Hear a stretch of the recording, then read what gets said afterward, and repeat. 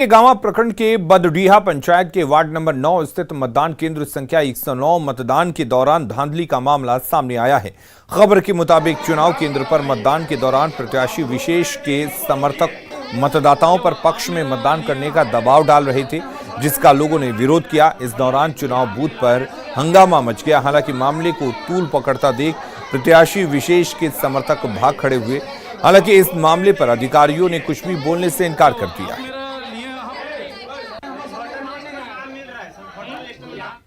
गिरिडीह के बेंगाबाद प्रखंड के भी दबंग मुखिया प्रत्याशी विभा देवी ने समर्थकों के साथ बूथ पर गुंडागर्दी की और मतदान कर्मियों के साथ मारपीट के साथ ही बैलेट पेपर भी फाड़ दिया और उसमें स्याही भी डाल दी। बेंगाबाद में बूथ नंबर 3 पर अचानक मुखिया प्रत्याशी विभा देवी 50 से अधिक समर्थकों के साथ पहुंच गई थी और गुंडागर्दी के साथ ही दूसरे प्रत्याशी के साथ मारपीट भी की। घटना के बाद भारी संख्या में पहुंची पुलिस की टीम ने आरोपी मुखिया प्रत्याशी को गिरफ्तार कर लिया है। मुखिया प्रत्याशी विभा देवी अपने समर्थकों के साथ नाजायज मजमा बनाकर आई और वहाँ जो सामान्य तरीके से वोटिंग चल रही थी उसमें व्यवधान डाली और जो पोलिंग पार्टी थे जो P2 उनके साथ उन्होंने उनको रोकना चाहे और प्रिजाइडिंग ऑफिसर भी रोकना चाहे, वहाँ जो स्टैटिक में फोर्स थे वो भी रोकना चाहे, लेकिन उनकी एक न सुनी गई और वे अपना दबंगी दिखाते हुए अपने समर्थकों के साथ करीब जो 40-50 की संख्या में थे वो घुस गए मतदान केंद्र में और बैलेट पेपर को उनके द्वारा नष्ट कर दिया गया, तो फाड़ा गया। जामताड़ा जिले में त्रिस्तरीय पंचायत चुनाव के द्वितीय चरण के चुनाव को लेकर शांतिपूर्ण तरीके से मतदान संपन्न हुआ। द्वितीय चरण में नारायणपुर, करमाटांड, फतेहपुर प्रखंड अंतर्गत कुल 738 मतदान केंद्रों पर वोट डाले गए। भीषण गर्मी और कड़ी धूप के बावजूद मतदान लोग अपने अपने बूथों पर कतार में दिखे। वहीं शांतिपूर्ण और निष्पक्ष तरीके से मतदान कराने को लेकर विभिन्न बूथों पर सुरक्षा बलों की तैनाती भी रही।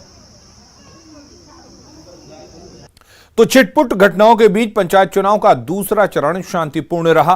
16 जिलों के 50 प्रखंडों में कुल 7,029 पदों के लिए 3 बजे मतदान खत्म हो गया। मतदान के बाद निर्वाचन विभाग ने फिलहाल कहीं भी दोबारा मतदान की संभावना से इनकार किया है। वहीं दूसरे चरण में मतदान प्रतिशत करीब 70% रहने का अनुमान है।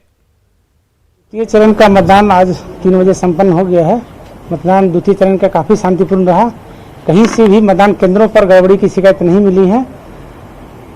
मतदान केंद्रों के बाहर एक आध जगह जो है केवल शिकायत मिली थी आपके मीडिया के माध्यम से ही कि पैसा बांटने की शिकायत, ये सब पहले की, उस पर कार्रवाई यहाँ से आयोग स्तर से की गई है। संबंधित जिला निर्वाचन पदाधिकारी को चिन्हित करते हुए आवश्यक कार्रवाई करने का निर्देश दिया गया है। लगभग 70% रहने की संभावना है। रीपोलिंग कहीं होने की अभी तक जो जानकारी आया है उसके अनुसार कहीं भी रीपोलिंग की संभावना नहीं है। क्या आने वाले दिनों में रांची के 7 गांव का अस्तित्व मिट जाएगा? क्या एक के बाद एक 7 गांव का नामो निशान खत्म हो जाएगा? क्या रांची के 7 गांव के लोग किश्तों में मर रहे हैं? क्या बहुत बड़ी तबाही को सरकार और प्रशासन नजरअंदाज कर रही है? रिपोर्ट देखिए।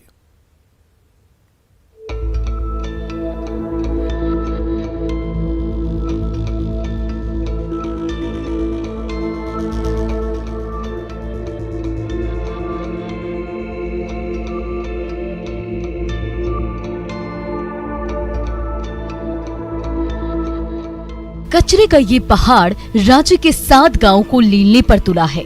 झीरी कचरा डंपिंग यार्ड 7 गांवों के लिए जहर उगल रहा है। रांची के 7 गांवों के लोग किश्तों में मरने को मजबूर हैं।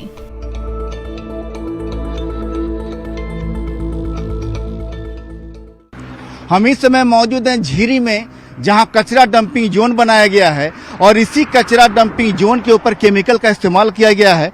और हम आपको दिखा रहे कि मेरे पीछे जो है कचरे का पहाड़ है और वहां से जब बारिश होती है तो यही केमिकल बहते हुए आपको पहाड़ी नदियों में मिल जाता है। और जैसे जैसे ये पहाड़ी नदी गांव में घुसती है तो समझ जाइए कि वहां केमिकल किस तरह खेती को बर्बाद करता है। वो नजारा भी हम आपको दिखलाएंगे। झीरी कचरा डंपिंग यार्ड की तस्वीरों को देखने के बाद कांकी प्रखंड के जयपुर पंचायत के गारू गांव की तस्वीर देखिए। इस गांव से गुजरने वाली पोटो नदी सूख चुकी है। कहीं कहीं पर बजबजाती नाली नुमा नदी बची तो जरूर है, लेकिन इस गंदे पानी में भी जहरीला केमिकल है। हम इस समय मौजूद हैं कांके प्रखंड के जयपुर पंचायत के गारू गांव में, जहां गारू नदी को लाइफ लाइन कहा जाता है, लेकिन अब यही नदी मौत की लाइन बन गई है। वजह हम जानते हैं कि जिस तरीके से गारू नदी यहाँ लोग कहते थे कि आसपास की जिंदगी बसती थी, आज क्या समस्या हो गई? सर, आज बहुत बड़ी समस्याएं हो गई है।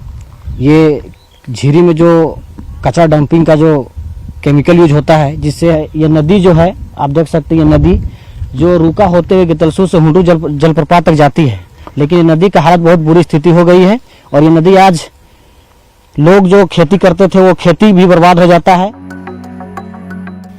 दरअसल जब भी बारिश होती है तब झीरी कचरा डंपिंग यार्ड से जहरीला केमिकल नालों से बहकर पहाड़ी नदियों में मिल जाता है। गारू गांव के पोट पोटो नदी भी झीरी कचरा डंपिंग यार्ड के कचरे का शिकार है।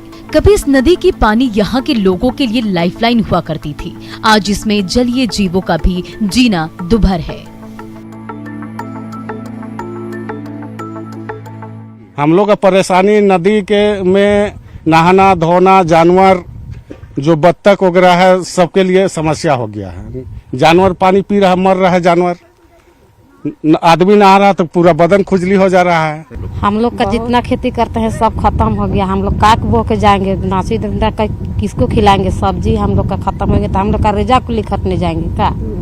बहुत बीजा भी हम लोग का खत्म हो गया। और बीजा लगाए थे सब खत्म हो गया बीजा, तो क्या करेंगे हम लोग? कांके प्रखंड के जयपुर पंचायत के 7 गांव गारू, कामता, कोंगे, जयपुर, भागलपुर, प्रेमनगर और मनातू की जिंदगी तबाह होने के कगार पर है, लेकिन कोई सुध लेने वाला नहीं है। मछली पालन अभी कर रहे हैं ना, तो सब मछली मर जा रहा है। वो केमिकल की वजह से सब मछली मर जा रही है।